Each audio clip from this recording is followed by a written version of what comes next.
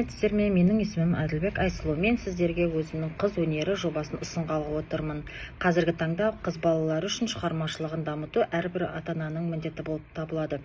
Бірақ қазірде қала мен ауыл балаларының көбіне оқушылар үшін қосымша білім алу мүмкіндігі шектеулі болып тұр. Қыз балаларымыздың уақытын тиімді пайдалану мақсатында, оларда жастайынан еңбекқорлық пен табандылыққа баулу мақсатында және ұлттық қолөнерімізді жандандыру мақсатында бұл жоба туындап отыр. 7 жас пен 16 жас аралығындағы қыз балаларымызға тігін өнеріне баулу, соның ішінде құрақ құрау және кестелеу өнерін үйрету.